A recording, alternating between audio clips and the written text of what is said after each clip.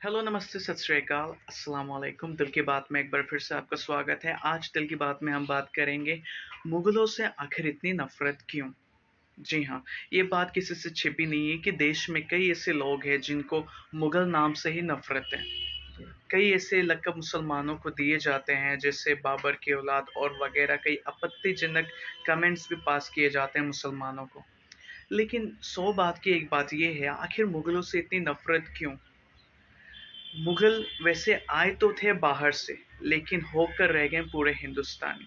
जितना भाईचारा उन्होंने कायम किया है, माशाल्लाह, उतनी आज की सियासत नहीं कायम कर पाती जितना मुगलों ने कायम किया था। वो मुगल का दौर जो था, सबसे गोल्डन पीरियड था हिंदुस्तान के लिए। ये बताती है जीडीपी उस वक्त की, जो कि दुनिया में सबसे ज्यादा थी। और भी कई सारी बातें हैं, जिससे आर्किटेक्चर भी काफ़ी फ्लोरिश किया था, काफ़ी मॉडर्न आर्ट भी काफ़ी फ्लोरिश किया था उस मुगल पीरियड में। और मुगल से इतनी नफरत क्यों आखिर? देखिए, अगर हम कोई विदेश में जाते हैं, वहाँ पे अगर वहाँ की कोई कन्या से अगर कोई शादी कर लेता है, तो जाहिर तौर पर वो वहाँ का नागरिक बन जाता है। ऐसा कई केसेस मैंने सुना है। यहाँ पंजाब से कई लोग कनाडा जाते हैं, वहाँ किसी से शादी कर लेते हैं, वहाँ का पासपोर्ट तक हासिल कर लेते हैं और वहीं के होकर रह जाते हैं, एनआरआई बन जाते हैं। तो उसी तौर पर, उसी तर्ज पर हमारे मुगल जो बादशाह जो थे, उन्होंने भी कुछ ऐसे ही किया।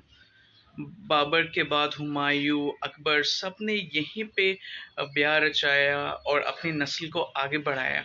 तो उन्हें अब तक फॉरेनर का तमगा क्यों दिया गया है? वो हिंदुस्तानी क्यों नहीं है वो? आखिर जितनी भी इमारतें कहते हैं कि मुगलों ने सब कुछ लूट कर ले गया, जो भी कुछ, वो तो खुद यहाँ तक दफन होकर के रह गए। वो क्या लूट के ले गए? सब कुछ यहीं छोड़ के चले गए। देश को कई सारी धरोहर दी, जिसके ऊपर हम आज फक्र महसूस करते हैं। काफी गर्व होता है कि वो हिंदुस्तान का है। ताजमहल, कुतुब मीनार वगैरह अन्य बहुत सारी चीजें। यहाँ तक हमारी क्विजीन्स में भी मुगल है।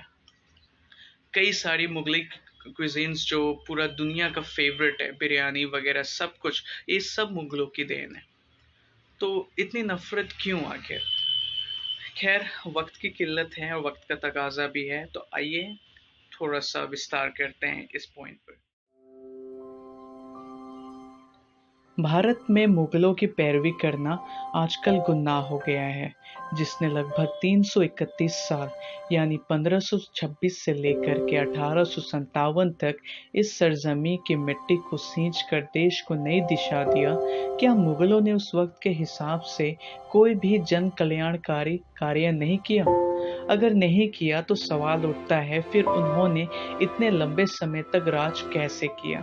इतिहास गवाह है, जिस राजा के राज में जन कल्याण के लिए कार्य नहीं हुए, वह राजा प्रजा के प्रति जवाबदेह नहीं रहा, या राजा निष्पक्ष नहीं रहा, वहां की प्रजा बागी होकर राजपाट को उखाड़ फेंका।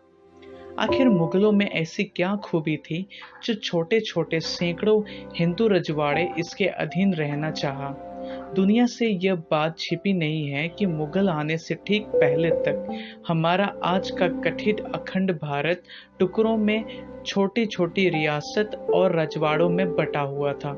यह रियासत और रजवाड़े अपने वर्चस्व को कायम रखने के लिए एक दूसरे के साथ मार काट मचाते रहते थे। एक दूसरे के साथ 36 का आंकड़ा बना रहता था। यह मुगल ही थे जो छोटे छोटे रजवाड़े और रियासत को अखंड भारत की माला में पिरोने का अथक प्रयास किया और सफल भी हुए, जिसका नाम उन्होंने प्यार से हिंदुस्तान रखा। आज हमें उसका दिया हुआ हिंदुस्तान नाम लेकर गर्व महसूस होता है। मुगलों ने अपने सल्तनत के बहुसंख्यक हिंदुओं के प्रति सदा आदर का भाव रखा। इसकी गवाही इस बात से दी जा सकती है कि उन्होंने बहुसंख्यक का सम्मान करते हुए अपने सल्तनत का नाम हिंदुस्तान रखा। वो चाहता तो मुगलिस्तान या इस्लामिस्तान भी रख सकता था, और उस वक्त किसी हिंदू रजवाड़े के राजा के वालिद में दम नहीं था जो मुगलिया फरमान को नकारने की हिम्मत जुटा पाता। आज आरएसएस अखंड भारत का जो सपना देख रहा है, ये कहना कतई गलत नहीं होगा कि उसका नींव मुगलों ने ही रखा था, वरना अखंड भारत के लिए छोटे-छोटे रजवाड़े का एकीकरण करना आज के समय में आरएसएस के लिए बड़ी टेढ़ी खीर साबित होता। इसका जीता जागता उदाहरण ये है कि 1947 के अंग्रेजों के जाने के बाद भी बहुत सारी रियासत और रजवाड़े भारत में मिलने से इनकार कर दिया था। आरएसएस और तथाकथित देशभक्त हिंदूवादी संगठन को मुगलों का शुक्रगुजार होना चाहिए, जिसने उसे सन 1925 में अखंड भारत और हिंदू राष्ट्र का सपना बुनने में मदद पहुंचाया।